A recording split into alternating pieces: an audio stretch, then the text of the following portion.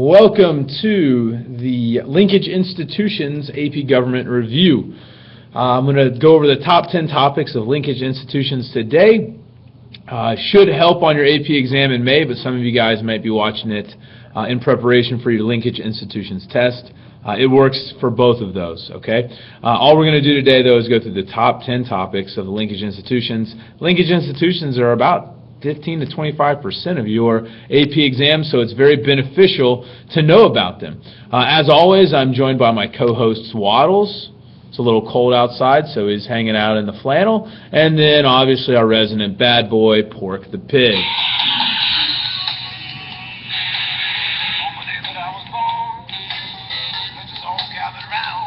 So they'll be with us through the duration of the day. Old Pork's trying to get off the desk there. Okay? All right, let's get started. Let's just jump right into it. The first linkage institution we're going to talk about are elections, and we're going to focus primarily on the primaries. All right? Primaries are how Republicans and Democrats select who's going to run for either the Senate, the House, or we're going to focus on the President. All right? States have two different types of primaries. Some states have open primaries and some states have closed. It's very simple. Open primaries, anyone can vote in it. A closed primary, only the members of a specific party can vote in a closed primary. Then we're going to look at Republican versus Democratic primaries. Republican primaries are a winner-take-all primary. That means if candidate A wins 40% of the vote, candidate B wins 30%, candidate C wins 30%, candidate A will get all of the state's delegates. Democrats is proportional, which means if candidate A wins 40, candidate B 30, candidate C 30, 40% of the delegates would go to candidate A, 30 to B, 30 to C. Okay. One more interesting thing about the Democratic primary is this thing we call superdelegates. A superdelegate is not tied to the people, so it's not part of that proportional pool. Instead, it's a party leader in the Democratic Party that can vote for any candidate they want. They don't have to follow the will of the people. This maintains more party control for the Democratic Party. Okay, they're only in the Democratic Party, so make sure you know that. One more thing about primaries before we move on are the scheduling of primaries. The process of moving your primary closer to January, closer to the front of the primary schedule is called front-loading. Many states want to have their primary first so they can get all the attention like New Hampshire does. All right. In order to counteract front-loading, southern states started this thing we call Super Tuesday. They all had their primaries on one day. They thought it would take away from front-loading, but it didn't. Did not work. So front-loading you absolutely need to know. One more thing, you might need to know the difference between a primary, which is where New Hampshire is doing, and a caucus. Iowa actually has the first caucus, and a caucus, again, just gives more party control. Because it's party leaders making the decision about who's going to run for president of the Republican or Democratic Party. It's not allowing the entire electorate to make the decision. So primaries are more Democratic, caucuses are more, gives more party control, less Democratic. All right? Let's move on to the Electoral College. All right, so now we've gone through the primary schedule, we've gone to the convention. Now we're on track for the general election, okay? But again, when we talk about the general election, huge thing to remember, you don't vote for the president. All right, you vote for the Electoral College because the states allow you to, and the Electoral College actually has the vote for president in December, not in November when the popular vote is, which is a very interesting dynamic because most states adopt this thing we call the winner-take-all aspect.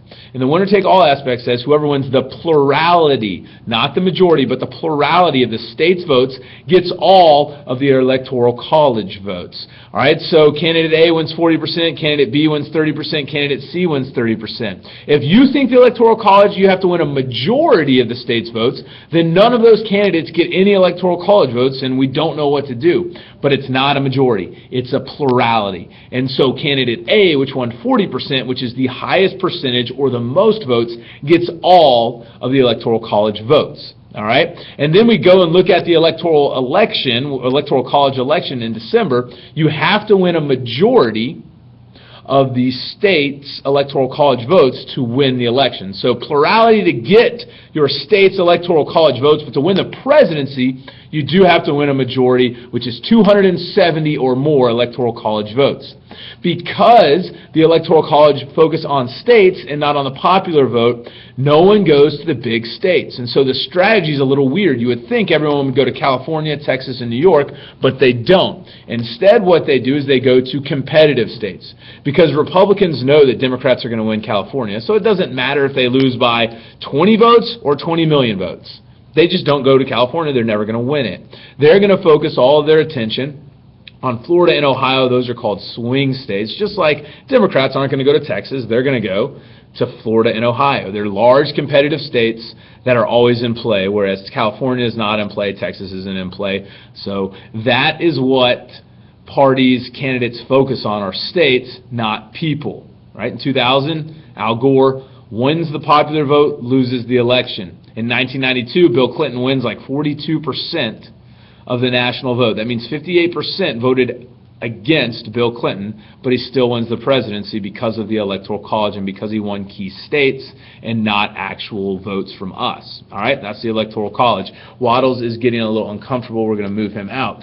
Now let's talk about campaign finance. All right, campaign finance is kind of dry, but we have to know about it. And when we talk about campaign finance, we need to know two laws. The first law is the FECA of 1973. It's the first campaign election law, and it does three things. You need to know each of those three things. The first thing it does is campaign contributions are limited. I can no longer give $1 million, $20 million to a candidate. I can only give, according to the FECA, $1,000. Okay. The second thing is disclosure requirements.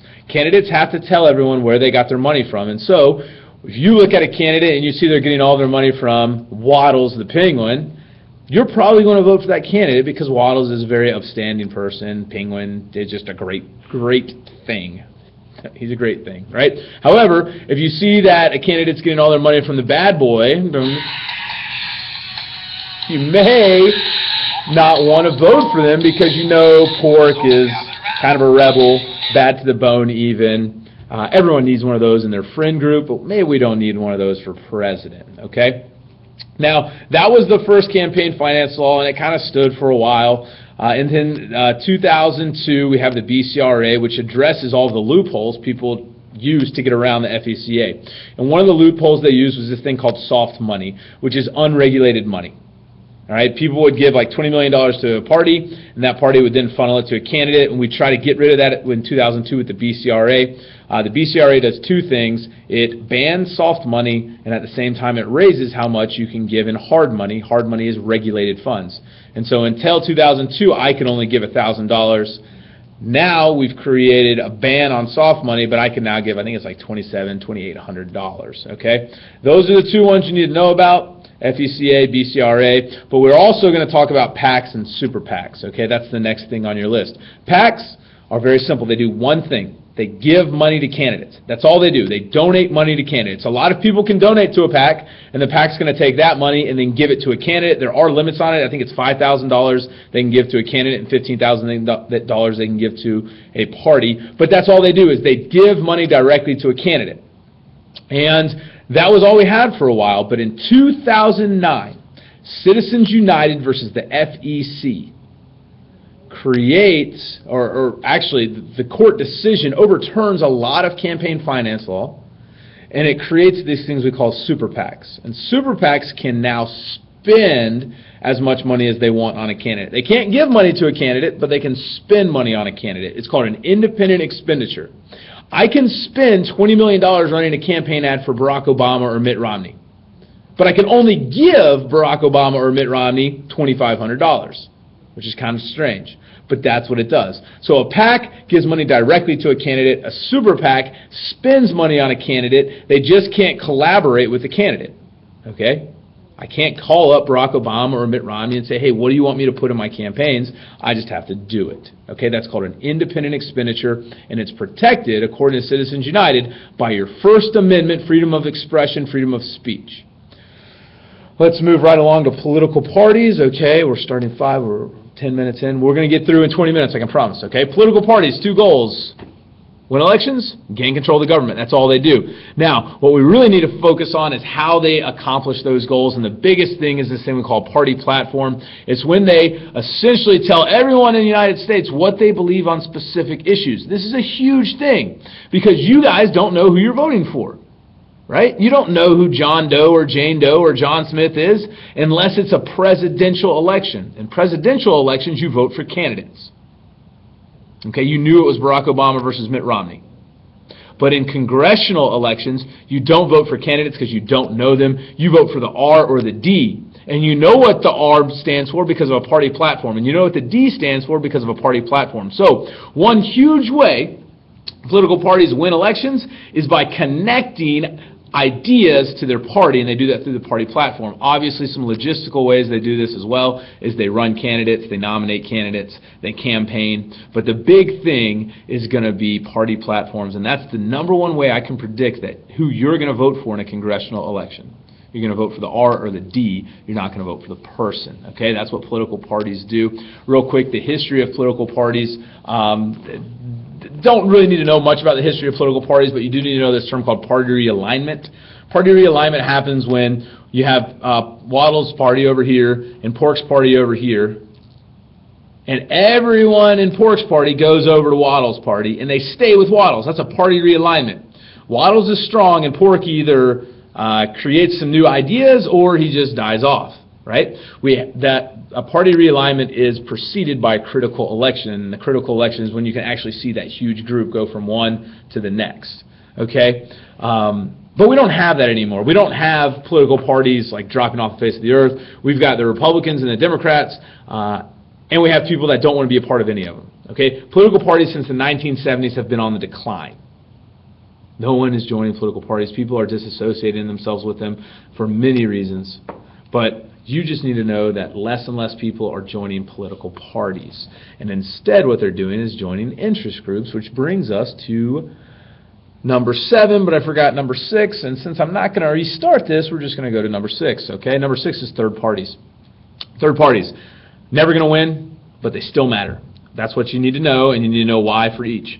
Why are they never going to win? Winner-take-all aspects of the Electoral College. They're never going to beat both parties. They're never going to beat both parties, okay? You could have the Republicans win 40%, an independent party win 31%, and then the Democrats win 29%. A little mathematician in my head there. They don't get any Electoral College votes, even though they won 31%, right? The 40% wins it. Or the Democrats win 35%, and then an independent group wins 33%, and a Republican wins 32%. Even though they were second and they were almost first, they get 0 Electoral College votes. The Electoral College is why, or the winner-take-all aspects of the Electoral College is why they're never going to win a presidential election. And you need to listen to this, because the reason why they don't win congressional elections is a single-member district.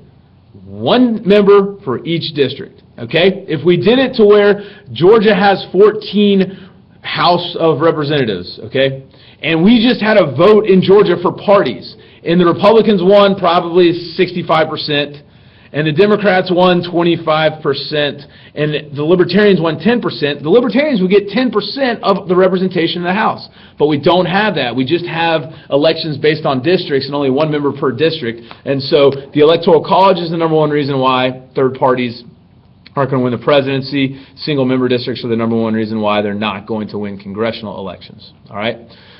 Interest groups. Real simple. One goal of an interest group, influence public policy. One way they do it, provide information. Number 8 looks at how they provide the information. But before we look at number 8, there's 2 types of interest groups. Public, they work for the good of everyone. So an environmental group is going to save the forest for everyone. An economic interest group is going to only work for the good of their members. Okay, so if you join an economic interest group, they're going to do everything they can to get you more money, whereas a public interest group is going to do everything they can to just help out the public good. All right. Now, because of that, there are different different ways people lobby. Okay. One way is if you have to look at the resources your membership provides you. So if you have a lot of people, you're going to use those people. You're going to leverage that resource. You can do that through protests and marches, or grassroots mobilization, which is contacting government officials. The AARP has 35 million people. If they do a grassroots mobilization campaign, that's going to get the attention of people in Washington, because now you have 35 million old people calling them and saying, don't take my Social Security away. That's 35 million votes. And congressmen know that, and so they're going to listen to you. Okay? They're going to listen to the information you're providing, which in this case is, if you take away my money, I'm not going to vote for you. That information is heard loud and clear, and the next piece of legislation includes that information, which is not to touch Social Security, keep it the way it is, even though it's going bankrupt, and me and you are going to be screwed. Sad face waddles. Another resource interest groups have is money. Okay?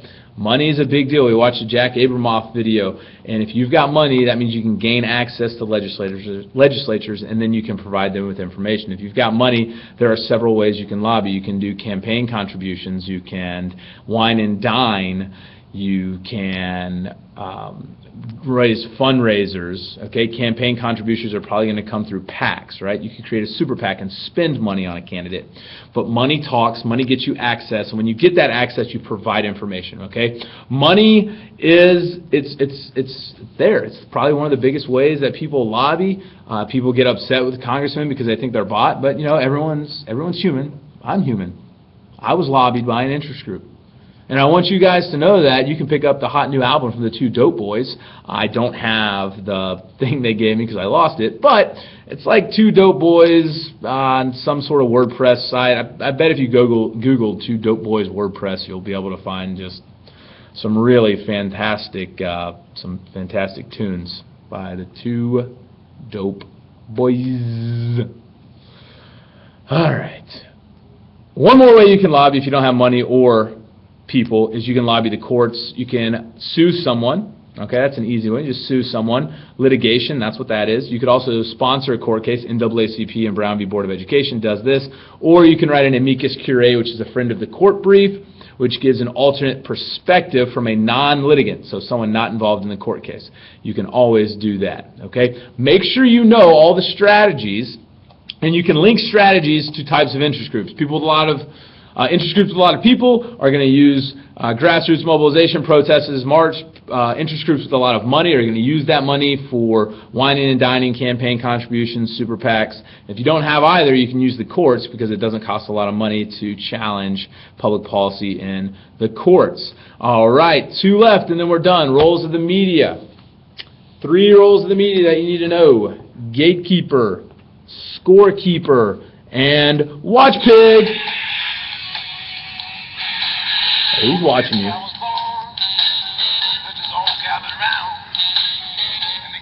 It's actually called Watchdog, but you know, I got a prop and I don't have a stuffed dog right now. So, gatekeeper is a big one though. It's the agenda setting portion of the media. Okay, the media sets the agenda. They tell you what's important, and because of that, you know about what's going on in the world. And if they were to show you one thing and not another, you would care about the thing they showed you. Okay, so that's the gatekeeper function. You could look at The Jungle by Upton Sinclair and how he let everyone know about the meatpacking industry, and now that became national discourse. Now we talk about it. If The Jungle never came out, we would still be eating finger meat, which is, no, that does not sound good. I do not want any finger meat, okay? The second thing is scorekeeper. This takes place a lot during elections, horse race journalism, when they only report on the winners and the losers and not the actual issues, because again, you don't care about the issues, you just care about who's winning and losing. So horse race journalism, they talk about who's winning and losing and not the issues. And if they're not talking about who's winning or losing, they're talking about day-to-day campaign activities. They don't talk about the issues. If they do talk about the issues, they're only through these things we call sound bites, which are 30-second clips. And the last one is Watchdog or Watch Pig, whatever you want to call it. Actually, please just call it Watchdog. Don't call it Watch Pig on the FRQs. Don't do that. But you've got, I'm dying, 18 minutes in. I got this. Watergate. They made a president resign. And when I say they, I mean the Washington Post, which is media, okay? That's a great example of a watchdog. Some people say we have too much watchdog. It creates a feeding frenzy, and a lot of good politicians don't join politics because they're worried about too much media coverage in their personal lives. Okay, 3 roles of the media that you need to know for right now: gatekeeper, scorekeeper, and watchdog. And last but not least is this thing we call the iron triangle. This is how public policy gets created in America. The iron triangle is obviously three things because a triangle has three sides, so the iron triangle has three groups, and you must be specific. Congressional committees, don't say Congress, it must be congressional committees. Interest groups, and bureaucratic agencies. Don't say the executive branch, don't say the bureaucracy, just say bureaucratic agencies. Okay? And if you are specific, you'll get the multiple choice question right. And if you can explain how, if there is environmental policy that's on the agenda and how an interest group is going to try to influence the environmental committee, and the environmental committee is going to write a law based on the influence, and then the EPA, which is an environmental protection agency, is going to enforce that law, you've done a good job of explaining the iron triangle for an FRQ. Just make sure you keep it specific. Don't say Congress does this, and then the Congress is too broad. Everything in Congress happens in standing committees, and we talked about that in the last review. That, my friends, is it. That is the top 10 topics that are going to be on your test, if you're looking at this for the test, or they're going to be on the AP exam in May. I hope this was helpful. This is the third try at this. I hope the internet doesn't break, because if it does, I'll be very, very upset. But hopefully you enjoyed from Waddles and Pork. Good luck.